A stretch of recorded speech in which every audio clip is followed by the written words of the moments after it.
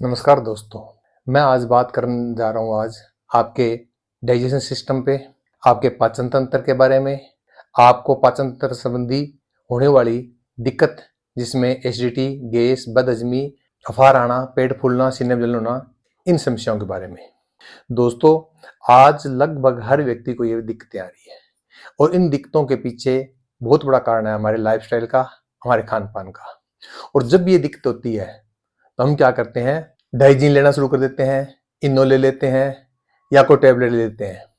लेकिन ये सारी दवाइयाँ आपको फौरी तौर पे टेम्परेरी रिलीफ देती है, परमानेंट इसका कोई सॉल्यूशन नहीं है। परमानेंट सॉल्यूशन है आपके लाइफस्टाइल को चेंज करना पड़ेगा, आपके खान पान की आदतों को बदलना पड़ेगा। मैं बहुत ज़्यादा मुश्किल बात नहीं कर रहा, बड़ी सिंपल सी, क्योंकि जब भी आप कोई आदत या कोई संकल्प लेते हैं जो मुश्किल होता है तो वो आपको फॉलो करना मुश्किल हो जाता है। इसलिए बड़े सिंपल से टिप्स बता रहा हूँ आज आपको, और इन टिप्स को मैं दो भागों में बांट रहा हूँ, एक आपके खाने पीने की आदत के बारे में और एक आपके लाइफस्टाइल के बारे में। खाने पीने की आदत के बारे में मैं बात करूँ तो दोस्तों, सबसे पहला नियम है कि आप कम खाएं, कम बार खाएं, जो भी खाएं चबा चबा कर धीरे धीरे खाएं और खाने का समय निश्चित हो। कम क्यों खाएं कि हमारा शरीर की जो कैपेसिटी है, हमारे पेट की जो कैपेसिटी है, इसमें आयुर्वेद ये कहता है कि 1/3 आप सॉलिड से भरिए, 1/3 आप लिक्विड से भरिए और 1/3 हवा के लिए रखिए ताकि आपका पाचन तंत्र बढ़िया रहे। इसलिए मैं बुक करने के लिए नहीं कह रहा, आप अपने जो खाने की क्षमता आपकी, आप खाने के जो अंदर कैपेसिटी है उसका 80% ज्यादा पेट मत भरिए। कम बार खाइए। जब आप बार बार खाते हैं तो बार बार उस खाने को पचाने के लिए बॉडी एसिड रिलीज करती है, तो एसिड की मात्रा बढ़ जाती है। इसलिए कम बार खाएं। एक कहावत है कि योगी एक बार खाता है, भोगी 2 बार खाता है, रोगी बार बार खाता है। इसलिए हमें रोगी नहीं बनना है, बल्कि हम भोगी बनते हैं।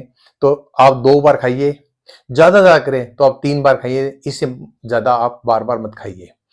खाने का मतलब ये नहीं है कि आप थोड़ा खाएं या ज्यादा खाएं। अगर चने का एक दाना भी अगर पेट में चला गया तो भी आपका इंटरनल ऑर्गन है वो एक्टिव हो जाते हैं और उतना ही एसिड रिलीज कर देंगे जितना आप भरपेट खाना खाते हैं। इसलिए आपको बार बार कोई भी चीज नहीं खानी। जो भी खाएं उसको धीरे धीरे चबा चबा कर खाएं। चबा चबा के खाएंगे तो आपका सलाइवा यानी लार है वो आपकी मिक्स हो जाएगी और आपके पाचन तंत्र को मजबूत करेगी। साथ ही जब दांतों से हम चबा चबा के खाएंगे तो बारीक हो जाएगा, तो अंदर हमारा जो पेट है उसके अंदर कम एसिड की जरूरत पड़ेगी उस भोजन को पचाने में, उस भोजन को गलाने में। अगर हम जल्दी निकल जाएंगे तो उस जो बड़ा ठोस चला जाएगा मुंह पेट के अंदर, तो वो गलने में दिक्कत करेगा, तो फिर ज्यादा एसिड रिलीज करना पड़ेगा और जब ज्यादा एसिड रिलीज होगा तो हमें एसिडिटी आएगी। इसी तरीके से खाने का समय भी निश्चित होना चाहिए, क्योंकि बॉडी है वो रिएक्ट करती है, उसको आदत पड़ जाती है। अगर आप सुबह 9-10 बजे के बीच में खाना खाते हैं तो रोजाना उस वक्त बॉडी है उस खाने को पचाने के लिए रेडी हो जाएगी, एक्टिवेट हो जाएगी। इसलिए एक निश्चित समय पे आप खाना खाएं। फिर दूसरी बात है, जो भी खाना खा रहे हैं वो फाइबर युक्त होना चाहिए, यानी उसके अंदर फाइबर होना चाहिए। फाइबर आता है हमें फलों से आता है, सब्जियों से आता है, दाल से आता है और साबुत अनाज से आता है। हम क्या करते हैं कि साबुत अनाज ना रख के उसको बहुत बारीक पिसा लेते हैं। तो हम जो खाना खा रहे हैं उसके अंदर फाइबर होना चाहिए, मोटा अनाज हो, फल और सब्जियां ज्यादा होनी चाहिए। और ये फाइबर होता है, ये सोल्यूबल और इनसोल्यूबल दो तरह का होता है। सोल्यूबल होता है वो पानी में घुल जाता है, घुलने के बाद वो जेल की फॉर्म आ जाती है और वो हमारे स्टूल को यानी मल को मुलायम बना देता है और कब्ज नहीं होने देता। वहीं इनसोल्यूबल फाइबर होता है वो पानी में नहीं घुलता, लेकिन हमारे आंत के परतों के ऊपर जो कचरा या गंदगी जम जाती है उसको खुरच के बाहर निकालने देता है। इसलिए हमें फाइबर युक्त भोजन करना चाहिए। इसके साथ ही हमें प्रोबायोटिक भी खाना चाहिए। प्रोबायोटिक होते हैं हमारे बैक्टीरिया होते हैं, जिंदा बैक्टीरिया होते हैं जो हमारे गट हेल्थ, जो हमारे आंत के अंदर जो बैक्टीरिया होते हैं जो भोजन को पचाने का काम करते हैं, उनकी खुराक होती है प्रोबायोटिक के अंदर।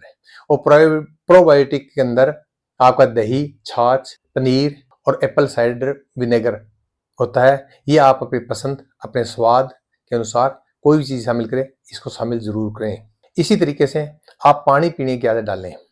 हम पानी तो सभी पीते हैं, लेकिन ठीक तरीके से पानी नहीं पीते। आज सुबह उठते ही बिना कुल्ला किए जितना हो सके 1 गिलास, 2 गिलास, 4, 3 गिलास, 4 गिलास तक पानी पिए। पानी को हमेशा बैठ करके घूंट घूंट करके पीना चाहिए।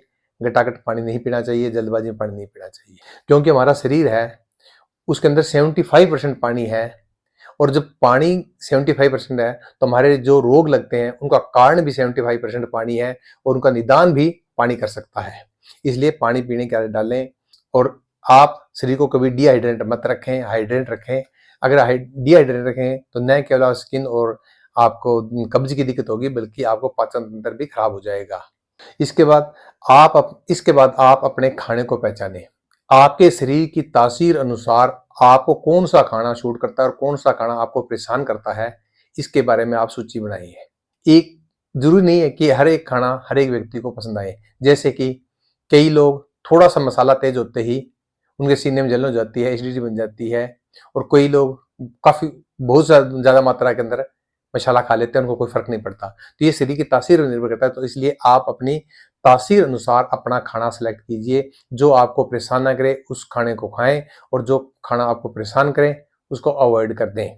इसके बाद आप कोई भी किसी भी तरह का fast food, junk food, processed food, packed food ना खाएं, क्योंकि इन सभी फूड्स के अंदर एक तो मैदा होता है, दूसरा प्रोसेस्ड शुगर होती है, नमक होता है और ट्रांस फैट होती है, जो आपके शरीर के अंदर अनेकों बीमारियों का कारण बनती है और कब्जा कारण बनती है। और जो इनके अंदर प्रिजर्वेटिव मिलाए होते हैं वो भी आपके गट हेल्थ को नुकसान पहुंचाते हैं। इसलिए आप packed food, junk food, fast food, जो बाजारू फूड है, इसको आप अवॉइड करें। इसके बाद एक हमारी आदत होती है कि चाय पीने की, और खास तौर पे सुबह खाली पेट जो चाय पीते हैं, जिसको आप बेड टी बोलते हैं, ये बेड टी नहीं है, ये बेड टी है। क्योंकि रात को आपका शरीर डिहाइड्रेट हो जाता है, उसके शरीर के अंदर पानी की कमी होती है, इस वजह से आपके शरीर का पीएच लेवल बढ़ जाता है, एसिडिक हो जाता है। और जब आप चाय पीते हैं या कॉफी पीते हैं खाली पेट, तो चाय और कॉफी की तासीर भी एसिडिक होती है, तो एसिड और बढ़ेगा, तो आपके शरीर के अंदर बदहजमी की या एसिडिटी की शिकायत होगी। इसलिए ये कुछ आदतें आप बदल लें। अगर चाय पहली बात तो पिए मत, और पिए भी तो कुछ खाना खाने के बाद पिए। कई लोग क्या करते हैं, खाना चाय के साथ कहते हैं बिस्कुट ले लीजिए, लेकिन जो बिस्किट लेते हैं आप, इसके अंदर जो शुगर होती है वो प्रोसेस्ड शुगर होती है, इसके अंदर फैट होती है, वो भी अच्छी क्वालिटी की फैट नहीं होती, फिर उसके अंदर मैदा मिला होता है। इसलिए आप ये नहीं, खाना खाने के बाद अगर लेना चाहे तो ले सकते हैं, लेकिन अगर ना लें तो और अच्छी बात है। तो ये थी आपके खान पान के बारे में। तो दोस्तों, दूसरी बात आती है लाइफस्टाइल के बारे में। तो लाइफस्टाइल के बारे में सबसे पहली बात है कि आप अपनी फिजिकल एक्टिविटी को बढ़ाएं। जब आप फिजिकल एक्टिविटी करते हैं तो शरीर का हर एक ऑर्गन, इंटरनल और एक्सटर्नल, हर एक ऑर्गन एक्टिव होता है। जब एक्टिव होंगे ऑर्गन तो आपकी आंत की मूवमेंट बढ़ेगी, आंत की मूवमेंट बढ़ेगी तो आपकी पाचन क्रिया है वो और फास्ट हो जाएगी।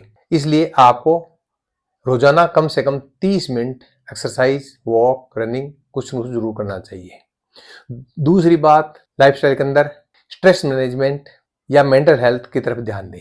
मैंने पहले ही वीडियो के अंदर बताया था कि आदमी संपूर्ण स्वास्थ्य के लिए 3 चीजें जरूरी है: हरकत, आहार और आराम। हम हरकत, एक्सरसाइज की तरफ बात कर लेते हैं, हम आहार की बात कर लेते हैं, खाने पीने की बात कर लेते हैं, लेकिन आराम की तरफ बात नहीं करते। तो यहाँ मैं आराम की बात भी करता हूँ। जब भी आपको टेंशन होती है, चिंता होती है, तनाव होता है, स्ट्रेस होता है, तो आपने देखा होगा आपकी छाती में जलन शुरू हो जाती है, एसिडिटी बढ़ जाती है, तेजाब बन जाता है। कारण कि जब आपको स्ट्रेस में, गुस्से में होते हैं तो आपके बॉडी इस तरह के हार्मोन क्रिएट करती है जो आपके पीएच लेवल को बढ़ा देती है। इसलिए एक कहावत भी है कि चिंता होती है वो चीता समान होती है। इसलिए आप लाइफ के अंदर गुस्सा और स्ट्रेस को दूर रखें। तो इसके लिए आपको योग, प्राणायाम और मेडिटेशन करना चाहिए, अच्छी और पूरी नींद लेनी चाहिए, तभी आप स्ट्रेस मैनेजमेंट कर पाएंगे। और अंतिम बात मैं कहूँ तो आप किसी भी तरह के नशे से दूर रहें। आप स्मोकिंग करते हैं, आप अल्कोहल लेते हैं, तो ये केवल आपके फेफड़े और लीवर को डैमेज नहीं करते, बल्कि शरीर के हर एक अंग को नुकसान पहुंचाते हैं। ये आपके आंतों के और पेट के जो अंदर की जो झिल्ली है उसको नुकसान पहुंचा देते हैं। ये अल्सर और कैंसर का कारण नहीं है, हर एक बीमारी के अंदर ये अपना योगदान देते हैं। इसलिए दोस्तों, कभी भी किसी भी तरह का नशा न करें। अगर आप अपना खान पान थोड़ा सुधार लेंगे, अपने लाइफस्टाइल में कुछ परिवर्तन कर लेंगे, तो निश्चित तौर पे आप गैस, बदहजमी, एसिडिटी इत्यादि दिक्कतों से दूर हो सकते हो। दोस्तों, मैं खुद 30 साल तक इन बीमारियों से ग्रस्त रहा। इनकी वजह से मेरे 2 बार अल्सर हुए, मेरी आंत में इन्फेक्शन हुआ, और डॉक्टर ने यह कह दिया कि आपको हर 3 महीने बाद आंत की सफाई करानी पड़ेगी, लूज मोशन लेकर आंत को साफ करना पड़ेगा, अन्यथा आपको इन्फेक्शन दोबारा हो जाएगा। मैंने अपने लाइफ, खान पान के अंदर और अपने लाइफस्टाइल के अंदर परिवर्तन करके पिछले 9 महीने से कभी भी मुझे कब्ज की दिक्कत हुई और न ही कभी मुझे एसिडिटी बनी, और मुझे स्टूल पास करने में उतना ही समय लगता है जितना यूरिन पास करने में लगता है। तो दोस्तों, आप भी अगर खान पान और लाइफस्टाइल में थोड़ा परिवर्तन कर लेंगे तो आप इन छोटी छोटी बीमारियों से आप बच सकते हैं। तो दोस्तों, आज बस इतना ही। मुझे उम्मीद है कि मेरा ये वीडियो आपको पसंद आया होगा। अगर पसंद आए तो इस वीडियो को लाइक करें, शेयर करें, सब्सक्राइब करें और मैसेज के माध्यम से मुझे बताएं कि आपको किस विषय पे बात करनी है। जितनी मेरी क्षमता, जितनी मेरी योग्यता, जितनी मुझे समझ होगी, उस हिसाब से मैं बात करूंगा, और अगर मुझे समझ नहीं होगी तो मैं आपसे क्षमा मांग लूंगा। तो दोस्तों, बस आज इतना ही। सब सुखी रहें, स्वस्थ रहें। नमस्कार।